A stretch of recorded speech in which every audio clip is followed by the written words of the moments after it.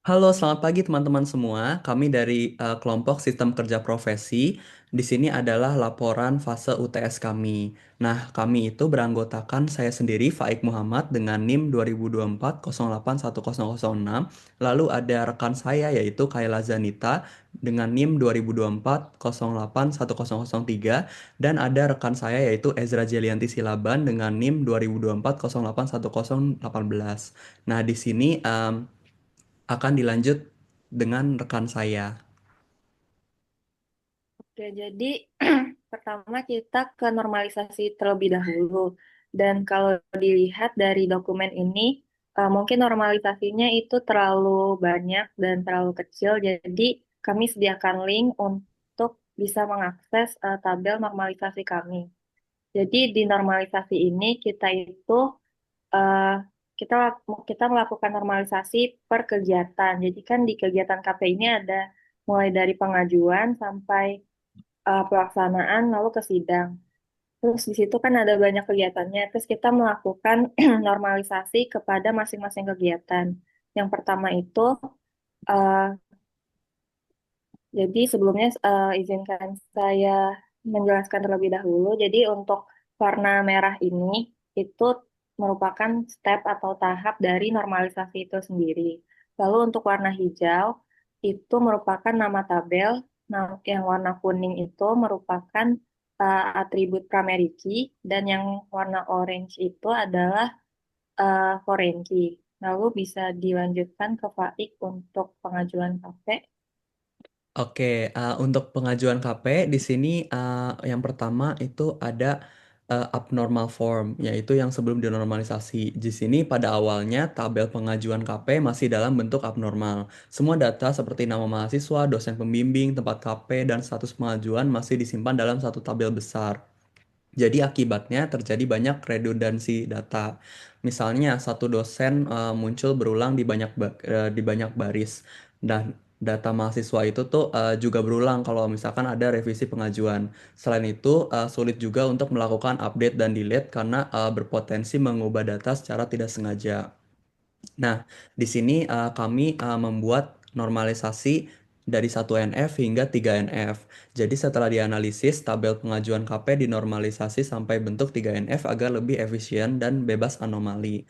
Jadi kita pisahkan data beberapa tabel sesuai entitasnya yaitu mahasiswa, dosen pembimbing, instansi, dan pengajuan KP. Jadi setiap tabel tuh hanya menyimpan data spesifik dan dihubungkan menggunakan foreign key. Jadi nih di sini di paling akhir ada tabel hasil normalisasinya. Di tabel mahasiswa sendiri tuh memiliki primary key sebagai NIM.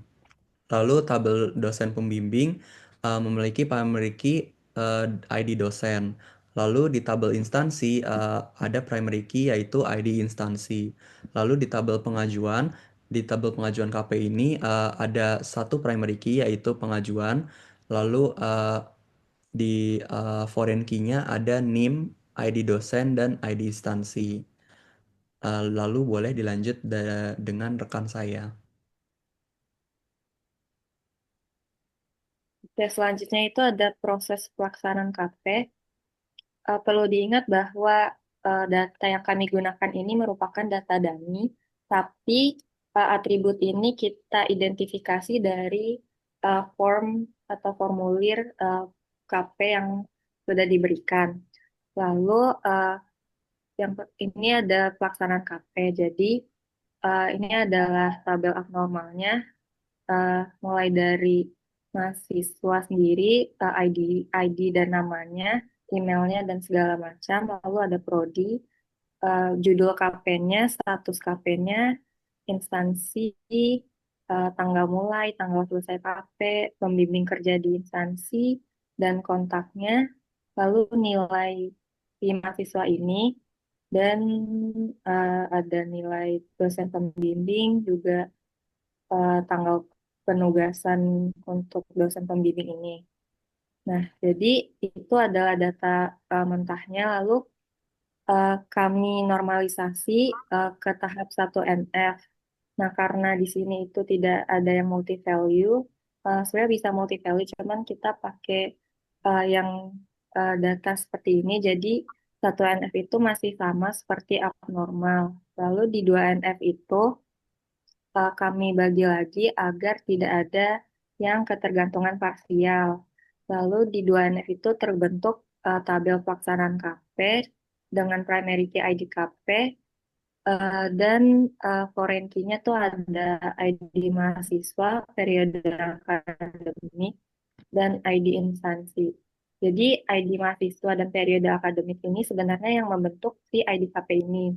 Lalu terbentuk juga eh, tabel instansi dengan data sebagai berikut, lalu tabel mahasiswa, tabel pembimbing kerja, dan dosen pembimbing. Lalu di 3NF, kami lakukan agar tidak ada atribut atau eh, kunci yang bergantung pada atribut non-kunci yang lain. Jadi di 3NF ini kita mendapatkan tabel pelaksanaan KP, tabel nilai pembimbing kerja, tabel nilai dosen pembimbing, yang dimana untuk nilai dan untuk nilai pembimbing kerja dan nilai dosen pembimbing ini satu ID KP hanya memiliki masing-masing satu nilai dosen pembimbing dan satu nilai pembimbing kerja. Lalu ada instansi, tabel mahasiswa itu sendiri, tabel prodi. Tadi kan prodi ada KD prodi dan prodi. Nah, di tabel prodi ini jadi kita eh, kita buat eh, primary key-nya itu adalah KD prodi. Lalu ada pembimbing kerja, dosen pembimbing dan penugasan dosen pembimbing. Lalu di penugasan dosen pembimbing ini itu ada surat tugas untuk dosen, tanggal penugasan, dan tanggal konfirmasi penugasan untuk dosen tersebut dengan eh, ada ID KP-nya juga. Lalu ke dokumen KP terlebih dahulu. Jadi dokumen KP ini merupakan pusat segala dokumen terkait KP itu sendiri. Di sini tuh ada beberapa contohnya, yaitu ada buku pedomannya, formulir penerimaan yang harus dicetak oleh mahasiswa, SOP sidang, lalu ada template laporan untuk mahasiswa bisa mengerjakan laporan tersebut. Nah, ini itu eh, dari data abnormalnya itu sudah merupakan bentuk paling sederhananya dan sudah tidak bisa dinormalisasi lagi. Jadi, eh, satu tabel ini tuh sudah mencakup tahap abnormal sampai 3NF. Lalu ke ke logbook harian. Jadi di abnormalnya itu ada seperti tadi ID MHS dan periode akademik yang nanti akan membentuk ID KP. Lalu eh, eh, ada nama mahasiswa, prodinya, dan dosen pembimbingnya. Lalu karena logbook itu satu mahasiswa bisa melakukan beberapa kali logbook, mungkin setiap harinya akan melakukan logbook. Jadi ini ada tanggal entry-nya. Jadi ini tuh merupakan multi value dari si satu eh, data mahasiswa yang melakukan KP ini. Jadi di logbook itu ada tanggal entry-nya, jam mulai kerja, jam selesai kerja, lalu materi yang dikerjakan, ada bukti pengasahan untuk pembimbing kerjanya, dan status verifikasi yang entah itu disetujui, ditolak, atau belum disetujui oleh si dosen pembimbing.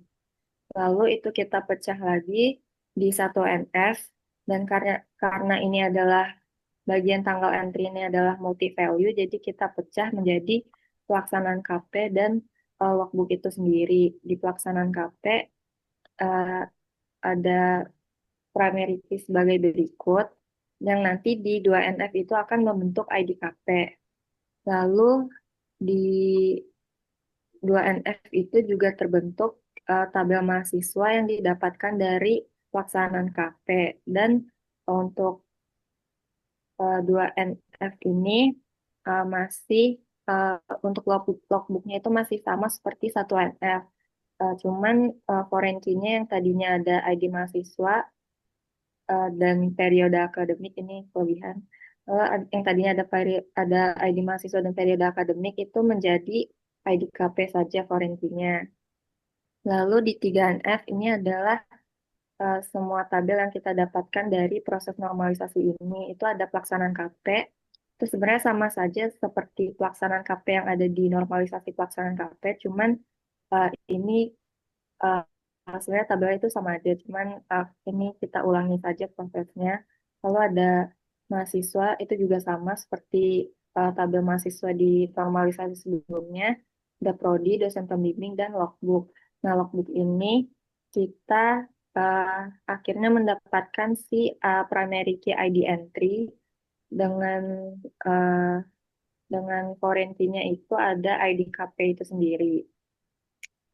Lalu ke proses atau kegiatan bimbingan kerja. Di bimbingan kerja ini itu bisa dibilang bentuknya itu nested multi value atau ada multi value di dalam multi value. Jadi bimbingan itu kan kita ambil sistemnya itu berupa chat antara dosen pembimbing dan si mahasiswa itu sendiri.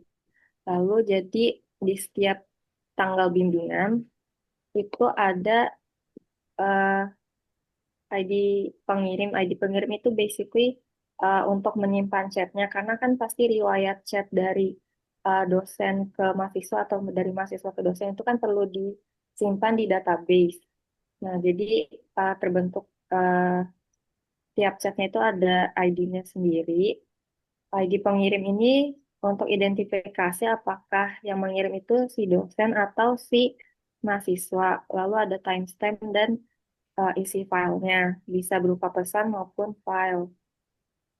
Lalu dari data abnormal tersebut, kita lakukan satu NF, prosesnya masih sama seperti sebelumnya. Lalu kita dapatkan tabel pesan bimbingan.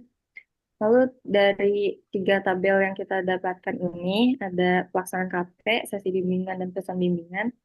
Kita pecah lagi di dua NF agar tidak ada yang ketergantungan parsial. Lalu kita mendapatkan tabel mahasiswa. Dari keempat tabel ini, kita pecah lagi agar semuanya itu, semua atributnya itu bergantung pada satu IDKP. Jadi tidak ada yang bergantung secara atau bergantung kepada ID kepada atribut yang bukan primary key. Lalu dari proses itu kita mendapatkan pelaksanaan KP, mahasiswa, prodi, dosen pembimbing itu sama seperti tabel yang kita dapatkan di normalisasi sebelumnya. Lalu di normalisasi ini kita mendapatkan tabel baru yaitu tabel sesi bimbingan dan pesan bimbingan. Sesi bimbingan ini itu primary key-nya adalah ID sesi dan eh, IDKP itu berperan sebagai forensi. Lalu di pesan bimbingan ini merupakan tabel yang menyimpan segala pesan yang dikirimkan baik itu dari dosen maupun dari si mahasiswa. Eh, kita menemukan eh, kita membuat primary key-nya itu ID pesan dan ID sesi dan IDKP berperan sebagai forensi. Lalu bisa dilanjutkan ke pengajuan sidang oleh Ezra. Baik, di sini saya akan menjelaskan tentang proses sidang. Di proses sidang sendiri, saya memecahnya menjadi 4 proses, yaitu ada pengajuan, jadwal sidang, pelaksanaan sidang, dan juga pasca sidang mengingat SOP yang berlaku di sesi sidang ini. Nah, langsung saja di pengajuan sidang, mahasiswa itu alurnya harus mendaftarkan diri untuk mengikuti sidang, di mana di pendaftaran ini nanti mereka harus mengupload beberapa dokumen yang sudah berkaitan dengan kegiatan KP-nya, seperti laporan KP, logbook, logbook bimbingan, dan juga bimbingan itu sendiri. Dan di sini mereka juga sudah membawa nilai dari pembimbing lapangan. Nah, untuk di pengajuan sidang, di tabel abnormalnya itu masih tercampur semuanya, yaitu pertama ada ID mahasiswa atau NIM, ada periode akademiknya, nama mahasiswa, KD Prodi, ID dosen pembimbing yang mereka miliki, nama dosen pembimbingnya, maupun ID koordinator yang berkaitan sama praktek kerja profesi mereka. Terus tidak lupa juga dengan dokumen-dokumen seperti logbook, bimbingan, nilai pembimbing kerja atau pembimbing lapangannya, nilai dari dosen pembimbing itu sendiri, dan juga judul KP serta tanggal daftar mereka, laporan KP mereka, dan juga status dari pengajuan atau pendaftaran sidang mereka. Nah, untuk di table abnormal dan satu NF itu kurang lebih sama karena seperti yang partner saya sudah jelaskan tadi, bahwa di table abnormal itu sendiri sudah tidak ada atribut yang multi value. Makanya untuk di table abnormal dan satu NF di pengajuan sidang itu kurang lebih sama.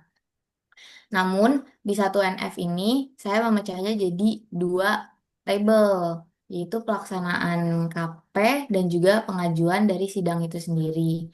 Di pelaksanaan KP itu ada ID mahasiswa, periode akademik, nama mahasiswa, KD Prodi, prodinya, dosen pembimbing, nama dosen pembimbing, maupun identitas dari koordinator, serta dokumen-dokumen yang berkaitan dengan syarat pendaftaran. Nah, untuk di pengajuan sidang sendiri itu berfokus kepada pendaftarannya, yaitu ada tanggal pengajuan sidang, status pengajuan, ID mahasiswa, dan juga periode akademik. Di sini saya menaruh tanggal pengajuan sidang sebagai primary key dan ID mahasiswa atau NIM juga periode akademik sebagai foreign key. Lanjut ke tahap 2 NF atau normalisasi kedua, di mana saya memecahnya lagi menjadi 3 table, yaitu pertama pelaksanaan KP dengan primary key-nya ID KP, dan foreign key-nya ID mahasiswa atau NIM, dan juga periode akademik. Lalu di tabel kedua ada tabel mahasiswa yang berfokus kepada identitas mahasiswa itu sendiri, yaitu ada ID mahasiswa sebagai primary key. Lanjut ke pengajuan sidang. Pengajuan sidang ini primary key-nya ada ID pengajuan sidang dan juga bergantung atau eh, foreign key-nya itu ID KP. Di tahap ketiga, normalisasi ketiga atau normalisasi terakhir, saya membaginya menjadi beberapa lebih banyak table lagi, di mana yang pertama itu ada pelaksanaan KP dengan ID KP sebagai primary key. Lalu di mahasiswa sendiri ada identitas mahasiswa, yaitu ID mahasiswa sebagai primary key-nya. Di prodi menggunakan KD prodi atau kode prodi sebagai primary key. Lalu ada table dosen pembimbing dengan ID dosen pembimbing sebagai primary key. Ada juga koordinator KP, yaitu dengan ID koordinator sebagai primary key-nya. Ada juga nilai pembimbing kerja dengan ID KP sebagai primary key-nya.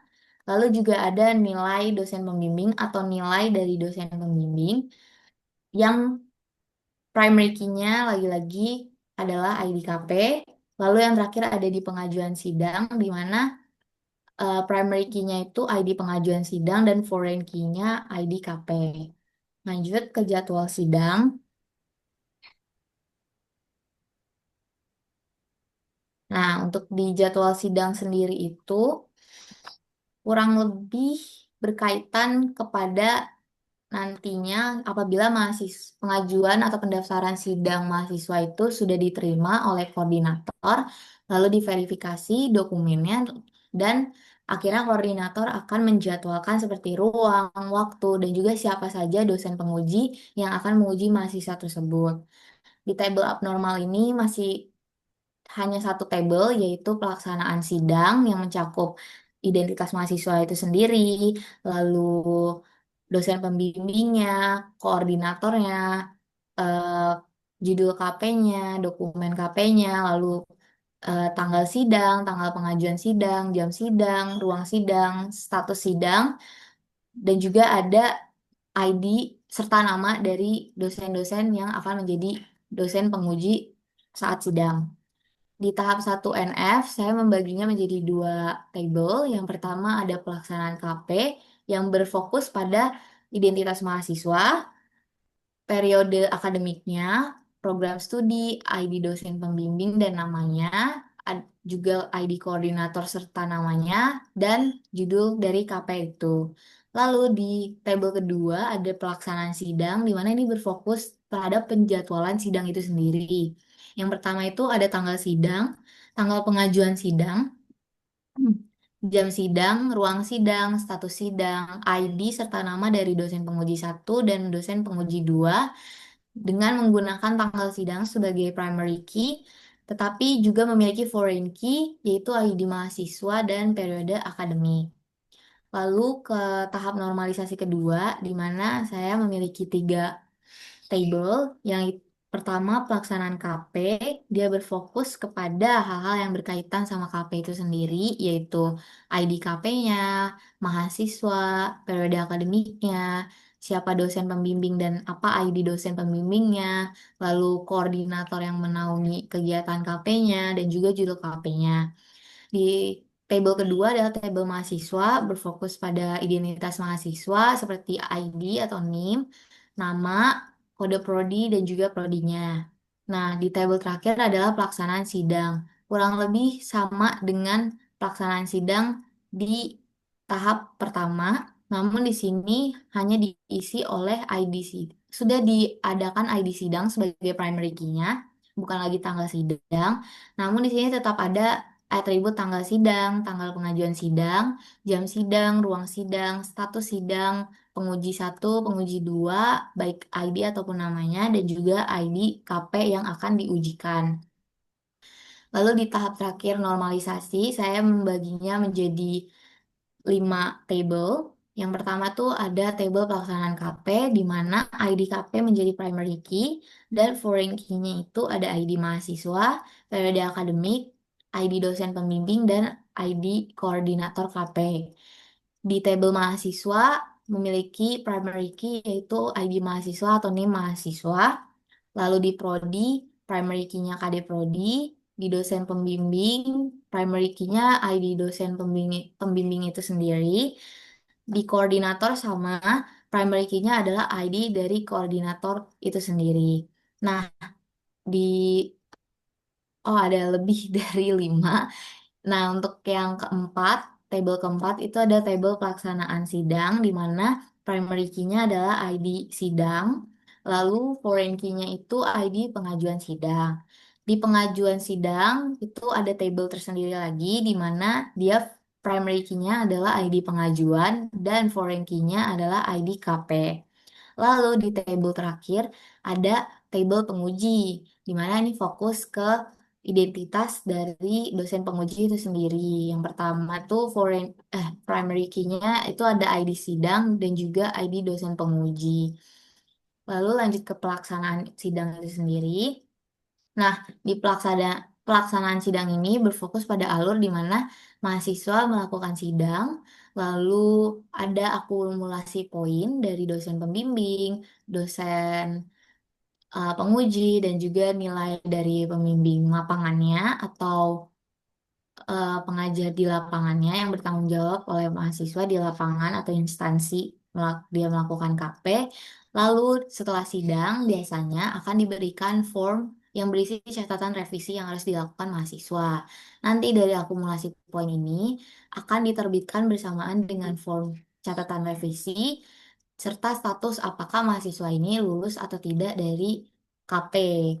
Nah, di table abnormal sendiri itu masih banyak table-table atribut-atribut yang bercampur seperti ID mahasiswa, periode akademik, nama mahasiswa, KD Prodi, Prodi, ID dosen pembimbingnya, nama dosen pembimbing, ID koordinator KP, nama koordinator, judul KP-nya apa, lalu nilai dari dosen pembimbing, nilai dari pembimbing kerja, tanggal sidangnya, jam sidangnya, ruang sidangnya, status, lalu ID dosen penguji satu dan 2 serta nama dosen penguji satu dan 2 serta nilai-nilai dari para dosen penguji. Lalu juga ada atribut nilai akhir yang sudah diakumulasi, status dari sidangnya sendiri, apakah mahasiswa ini lulus atau tidak, lalu tanggal deadline revisi dan form revisi. Nah, untuk tanggal deadline revisi ini maksimal 1 bulan setelah sidang dilaksanakan atau 1 bulan setelah form catatan revisi diterbitkan dan diberikan kepada mahasiswa.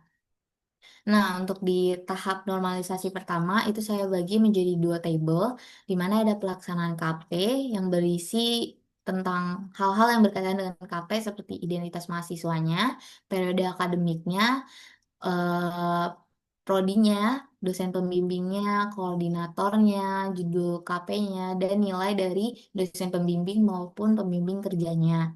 Di table kedua ada pelaksanaan sidang yang berfokus kepada hal-hal yang berkaitan sama sidang seperti tanggal sidang, jam sidang, ruang, status, dosen penguji satu dan 2, lalu juga nilai dari penguji satu dan 2, nilai akhirnya, status mahasiswa itu status mahasiswa itu lulus atau tidak, deadline revisinya, form revisi, ID mahasiswa, dan periode akademik.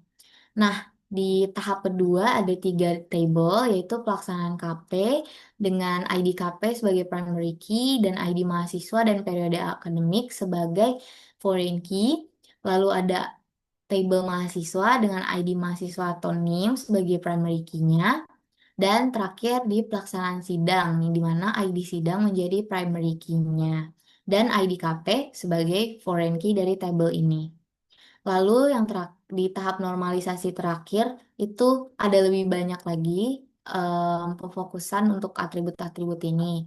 Yang pertama ada pelaksanaan KP dengan ID KP sebagai primary key, ID mahasiswa, periode akademik, ID dosen pembimbing, dan koordinator sebagai foreign key-nya. Lalu di table mahasiswa yaitu ID mahasiswa sebagai primary key.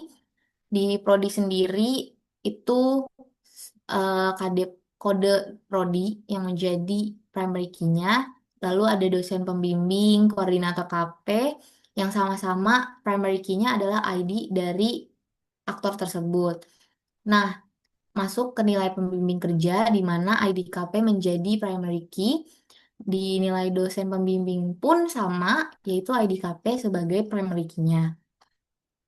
Lalu ada table pelaksanaan sidang dengan ID sidang sebagai primary key-nya dan ID pengajuan sidang sebagai foreign key. Lalu di 2 table terakhir yaitu table penguji dengan ID sidang dan ID dosen penguji yang dikombinasikan sebagai primary key. Lalu ada nilai penguji di mana ID sidang dan ID dosen penguji itu juga dikombinasikan untuk menjadi primary key. Lalu masuk ke tahap terakhir, yaitu pasca sidang, di mana alurnya adalah mahasiswa harus mengumpulkan hasil dari revisi, form revisi, atau catatan revisi yang telah diberikan saat sidang, dan itu harus diverifikasi atau ditandatangani oleh dosen penguji dan juga dosen pembimbing. Lalu, eh, laporan atau laporan final dari KP mahasiswa tersebut harus dijadikan ke hard copy ataupun CD, di mana nanti mahasiswa harus menyerahkan ini kepada perpustakaan, dan perpustakaan akan memberikan form tanda bukti penerimaan. Nah, mahasiswa harus memberikan 3 dokumen, yaitu form catatan revisi yang telah diverifikasi, laporan final, dan juga form bukti tanda terima dari perpustakaan kepada sistem, yang dimana nanti sistem akan memberitahu koordinator KP dan membantu koordinator KP untuk memverifikasi 3 dokumen ini. Nantinya setelah diverifikasi, koordinator KP akan menerbitkan berita acara sesuai dengan KP mahasiswa tersebut, dan disitulah proses KP selesai. Nah, di table abnormal pasca sidang ini saya hanya menggunakan 1 table, yaitu table berita acara, di mana lagi-lagi ada identitas mahasiswa, periode akademiknya, kode prodi, lalu dosen pembimbingnya, juga koordinatornya, judul KP-nya apa, lalu jadwal dari sidang tersebut seperti tanggal, status, dosen pengujinya siapa saja, lalu nilai akhirnya siapa, tanggal deadline revisi, form revisi, dan laporan finalnya, serta tanda terima perpus dan tanggal verifikasi. Lalu di sini ada tambahan yaitu ID berita acara, file berita acara, dan status berita acara. Nah, di tahap pertama itu kurang lebih sama seperti table abnormalnya karena tidak ada atribut yang multi value. Baru di tahap kedua normalisasi saya pecah menjadi dua table yaitu pelaksanaan KP dan mahasiswa. Pelaksanaan KP akan berhubungan dengan ID KP, ID mahasiswa, periode akademiknya, ID dan nama dosen pembimbing, ID dan nama koordinator, judul KP, tanggal sidang dan status sidang, serta ID serta nama dari dosen pengujinya dan juga nilai akhir. Tak lupa juga dengan tanggal deadline, form revisi, laporan final yang harus mereka upload, juga tanda terima purpose, juga tanggal verifikasi dan ID berita acara, serta file dan status berita acara. Di tabel kedua yaitu tabel mahasiswa berfokus pada identitas mahasiswa yang bersangkutan itu sendiri, yaitu ID mahasiswa, nama mahasiswa, KD Prodi, dan Prodi. Lalu di tahap terakhir normalisasi dari tabel proses pasca sidang ini itu ada lebih banyak lagi tabelnya. Di tabel pertama ada pelaksanaan KP dengan primary key-nya itu ID dari ID KP, foreign key-nya adalah ID mahasiswa dan periode akademik. Lalu ada tabel pelaksanaan sidang dengan ID sidang sebagai primary key-nya. Lalu ada tabel mahasiswa dengan ID mahasiswa sebagai primary key. Lalu juga ada prodi dan dosen pembimbing, di mana prodi sendiri memiliki primary key KD Prodi atau kode prodi, dosen pembimbing dengan ID dosen pembimbingnya. Di tabel koordinator pun sama, yaitu ID koordinator itu sendiri sebagai primary key. Lalu ada juga ID dosen penguji, di mana tabel dosen penguji dengan ID dosen penguji sebagai primary key. Nah, lalu ada tabel tambahan yaitu revisi laporan dengan ID KP sebagai primary key, tabel tanda terima perpustakaan dengan ID KP sebagai primary key, lalu terakhir ada tabel berita acara, di mana ID berita acara ini sebagai primary key-nya dan ID KP sebagai foreign key. Nah, kurang lebih untuk normalisasi seluruh proses KP sudah selesai, yaitu sampai normalisasi proses pasca sidang. Boleh dilanjut lagi kepada rekan saya.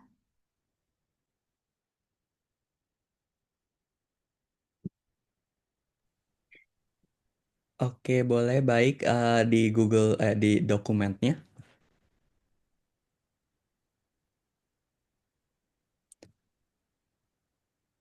Oke, baik. Di sini yang pertama adalah ada IRD di pengajuan KP. Di sini bisa dilihat di mahasiswa memiliki atribut macam-macam dan di situ ada primary key-nya yaitu ID mahasiswa. Di sini langsung ada proses mengajukan.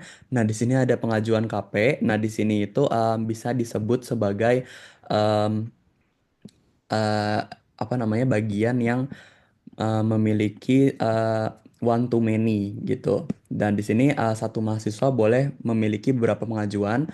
Lalu di sini juga untuk dosen pembimbing juga bisa memiliki banyak mahasiswa, lalu satu instansi juga bisa menerima lebih dari satu mahasiswa dan setiap pengajuan KP itu akan diverifikasi melalui satu prodi seperti itu. Oke, boleh dilanjutkan dengan rekan saya. Oke, selanjutnya itu ada IRD untuk pelaksanaan KP. Di sini ada entitas mahasiswa dengan atribut sebagai berikut dengan ID mahasiswa itu sebagai primary key-nya. Dia bisa menjalani pelaksanaan KP dan yang dibimbing oleh dosen pembimbing. Lalu mahasiswa dan dosen pembimbing itu bisa melakukan bimbingan yang akan dengan primary key ID bimbingan. Lalu si mahasiswa ini bisa membuat dokumen KP, ya, lalu dan bisa membuat logbook harian untuk entry logbook harian mereka dengan primary key-nya itu ada ID logbook harian. Lalu ke sidang. Nah, proses di sidang KP sendiri cukup em, cukup panjang, di mana di sini mahasiswa akan mengajukan pendaftaran atau mendaftar untuk pengajuan sidang. Mahasiswa memiliki ID mahasiswa sebagai primary key-nya.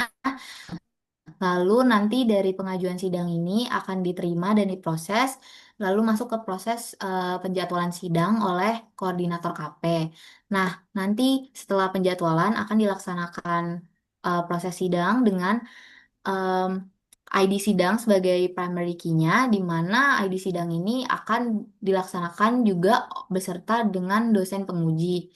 Nanti di dosen penguji ini primary key-nya adalah ID dosen tersebut dan dosen penguji akan menerbitkan atau memberikan formulir revisi di mana formulir revisi ini akan dikerjakan lalu diupload ulang dan diverifikasi ke sistem serta nanti mahasiswa harus mengupload juga bukti tanda terima dari perpustakaan dan lagi-lagi koordinator KP akan memverifikasi seluruh dokumen yaitu dokumen formulir revisi, dokumen bukti tanda terimanya dan juga dokumen laporan final dari KP mahasiswa tersebut.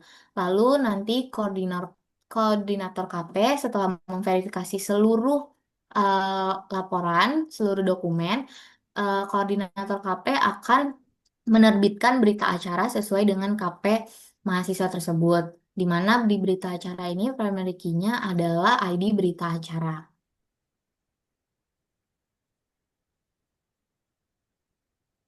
Oke, baik, akan saya lanjutkan di bagian user interface-nya. Nah, di sini itu setelah perancangan database dan antar relasi entitas, kita juga membuat rancangan tampilan atau user interface-nya.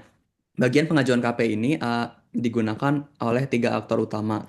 Sebenarnya ini tuh di semua user interface ada tiga aktor utama, yaitu uh, yang pertama yaitu mahasiswa.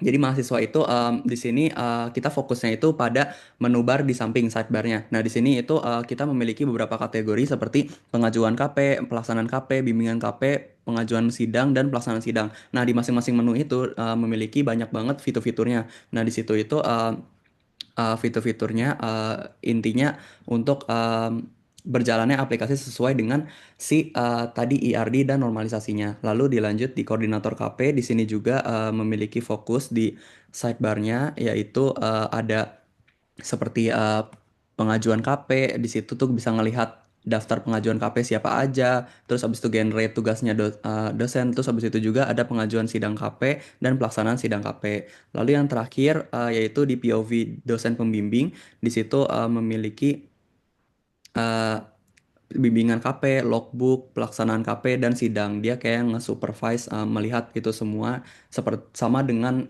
koordinator KP seperti itu. Sekian dari kelompok kami. Mohon maaf jika ada salah kata. Sekian dari kami. Terima kasih.